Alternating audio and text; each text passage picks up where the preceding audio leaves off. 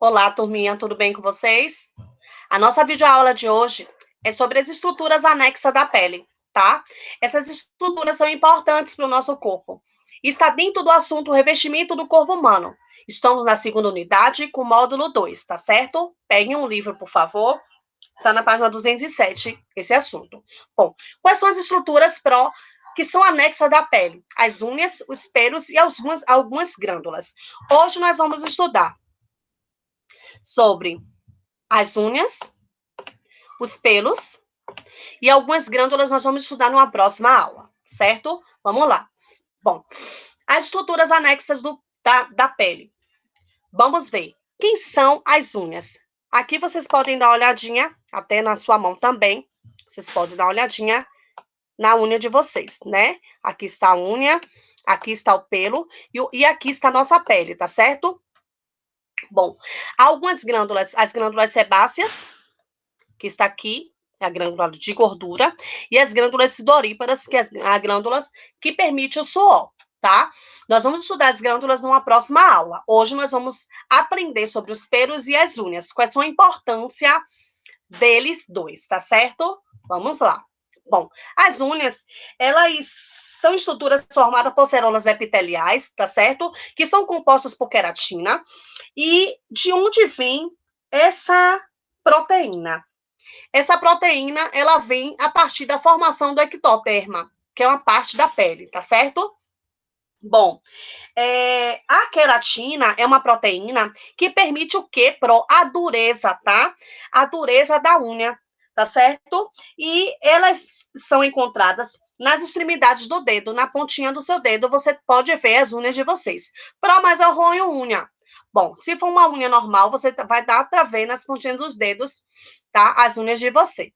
Bom, como é que está dividida essa unha, Pro? Primeiro, a borda livre da unha, para aquelas pessoas que não roem unha, dá para ver tranquilamente a borda da unha, tá certo? A borda livre da unha. O corpo da unha, tá? Deixa eu pegar aqui, desculpa.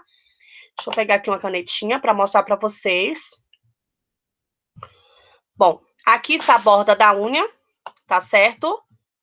Vocês podem ver aqui nessa região o corpo da unha, que tá aqui, nessa região aqui, e a lúnula. A lúnula, essa parte esbranqueada, tá? Que você dá para ver logo que tá perto da cutícula, tá certo? Bom, olhando a unha internamente, aqui está o osso, tá? Aqui é o osso do nosso dedo, tá certo? Aqui está a raiz da unha. Vocês podem dar uma olhada na raiz da unha. O corpo da unha está nessa região aqui, tá? Ó, o corpo da unha tá aqui. E a borda livre tá aqui nessa pontinha, que eu vou até marcar de vermelho, para vocês verem, tá certo? A borda tá aqui nessa pontinha, a borda livre da unha, tá certo? E a matriz da unha está aqui, tá? A raiz já é essa parte daqui, tá certo? E aqui é o osso, tá? O osso do nosso dedinho.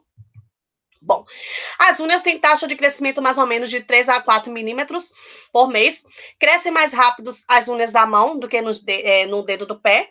E geralmente no verão e em pessoas jovens. 2 vezes mais rápidos em pessoas com menos de 30 anos, quando comparado a pessoas mais velhas, tá? A mais velhas, mais de 80 anos. E naquelas que costumam roer as unhas também. Certo? É o seguinte. Eu não sei se vocês já ouviram falar sobre uma doença que dá num fungus que dá na unha, que é chamado de onicomicose. Essa onicomicose, ela é um fungus que dá na unha e que vai danificando a unha, que pode até cair a unha, tá? E apodrecer essa unha. E fica com aspecto muito feio. Como é que eu pego esses fungos? Através de água, através de produtos químicos contaminados com fungos, e através de quando a pessoa tá limpando a casa, aí pega o fungo e termina danificando a unha da pessoa. Bom, eu quero falar antes de eu ir adiante, uma coisa muito importante. Eu vou falar uma coisa que geralmente, por exemplo, eu já ouvi falar de médicos falando que é importante, eu coloquei aqui 2 imagens, né? Uma imagem de uma mulher com as unhas pintadas, muito bem feitas, e a outra imagem de uma mulher que tá com as mãos simples, né? Sem tá pintado, sem nada. Bom, as unhas, Alguns dermatologistas, eles aconselham nós ficarmos 2 a 3 dias ou 4 dias, se aguentar, sem pintar as unhas. Por quê? Para deixar essas unhas respirarem. Primeiro, que a unha, ela é feita de proteína, de queratina. Essa queratina, ela tem que respirar. As suas unhas têm que respirar. E a acetona, o esmalte, ela termina danificando, tá? A base natural da sua unha.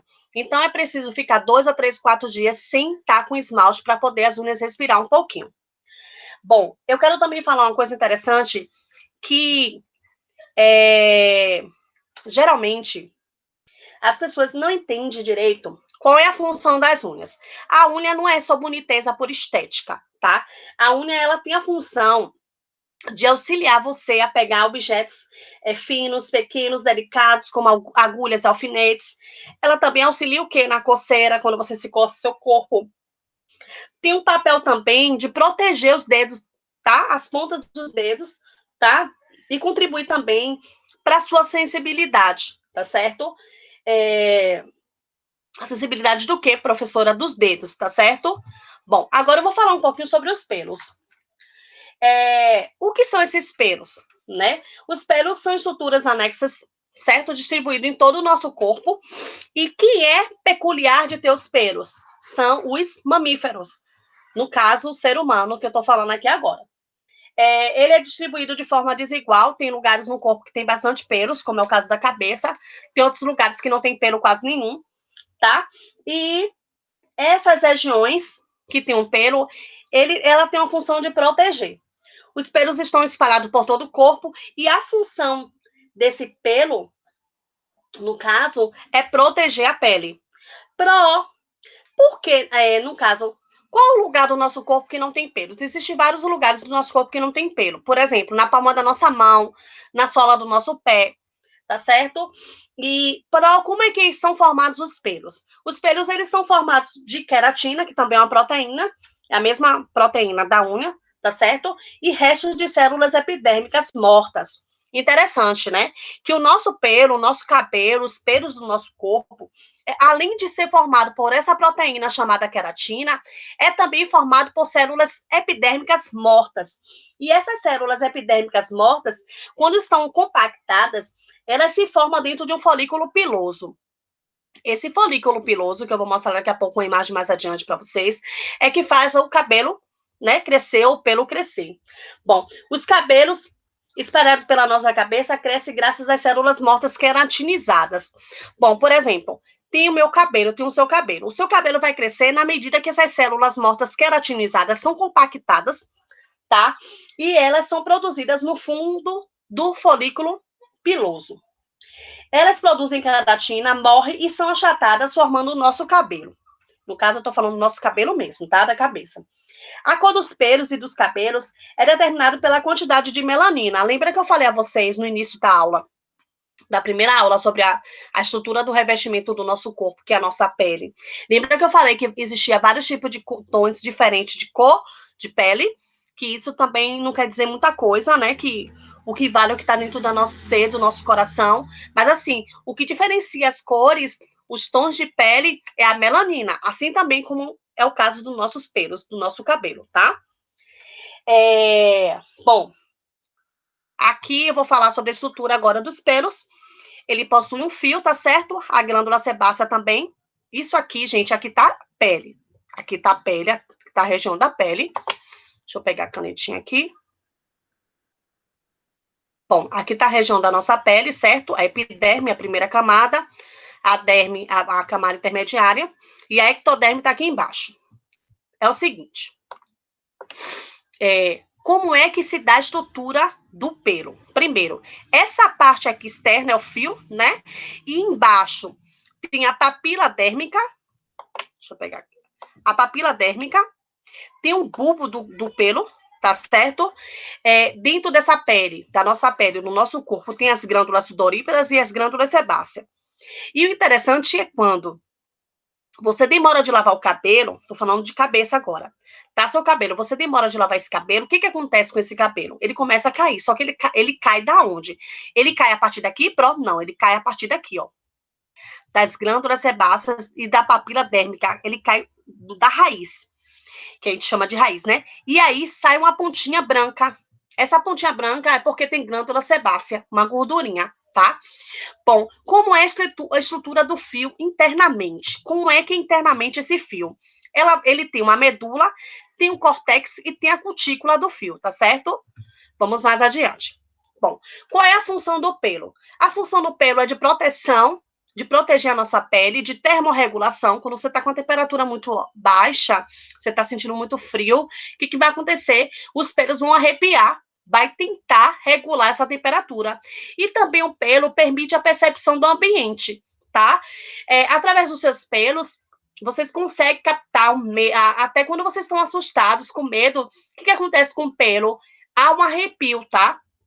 Há um arrepio no pelo, os pelos começam a ficar arrepiados por conta de que existe um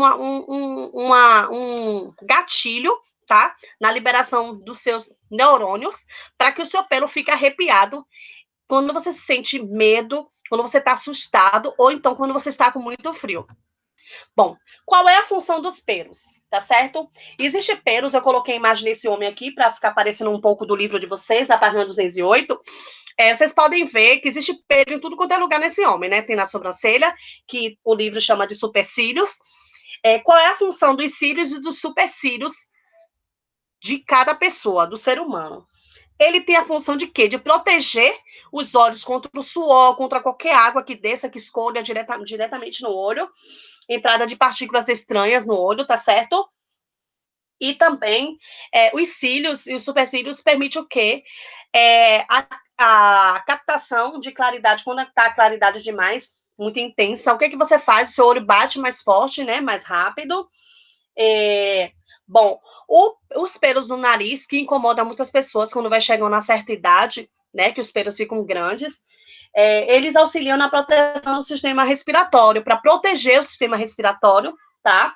E também ele age contra entradas de micro-organismos. Então, esses pelos do nosso nariz não é à toa que a gente não gosta dele, né?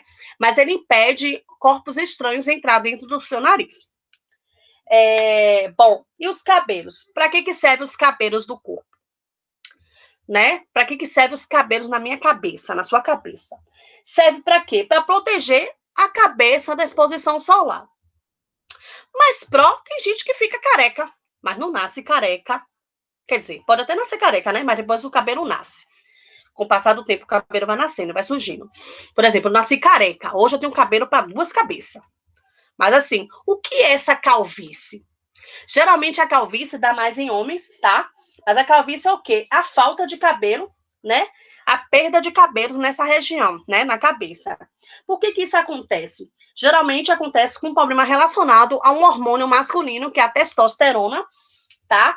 E que começa a ser produzido na adolescência. Só que quando esse hormônio sofre muitas transformações, muitas mudanças, aí age sobre o pelo, vai agir sobre o pelo, vai atuar sobre o pelo, vai resultar o quê? Na redução dos cabelos durante a vida. Tanto que uma pessoa não fica careca do nada, né, gente? Vai perdendo os pelos aos poucos. Eles se tornam menores e mais finos e podem desaparecer com o passar do tempo. É o seguinte, mas existem mulheres que também têm calvície. Depende, isso varia muito da genética, tá? Bom, agora eu vou mostrar um pouquinho sobre a estrutura do pelo humano. Tem no livro de vocês também esse desenho, que eu acho muito interessante vocês darem uma olhada, na página 210. Bom, dentro do seu pelo, do meu pelo, do nosso pelo, tem o quê? Tem uma haste, tá? Tem a raiz do pelo, o bulbo capilar, tá certo? E a papila dérmica, que nesse instante eu mostrei para vocês na outra imagem. Aí aqui tá a derme, né? Que tá o nosso corpo, a nossa pele, tá certo? Dentro dessa derme, dentro desse fio aqui, tem o quê? A cada fio de cabelo seu, cada fio do pelo do seu corpo tem uma medula, tem um córtex e tem a cutícula do seu pelo, tá certo? Bom, por que sentimos arrepios na pele? Por que isso acontece? Nesse instante eu falei um pouquinho, né? Geralmente, quando estamos em situações de risco, quando entramos em ambientes com baixa temperatura, aí sentimos muito frio. O que vai acontecer? Os pelos, eles vão ficar arrepiados. Os músculos eretores dos pelos, eles permitem com que os pelos fiquem em pé. O que acontece? Quando você se sente mais aliviado, sem medo, ou então não está mais com frio, os pelos voltam ao normal. Essa situação é chamada de arrepio, certo? Bom, agora a nossa aula acaba aqui agora. Vou deixar uma dica muito importante para vocês. Por favor, assistam o vídeo aula umas 2 ou 3 vezes. Faça um resuminho do que você entendeu da aula, tá certo? Dá uma pausa, copia um pouquinho, tá?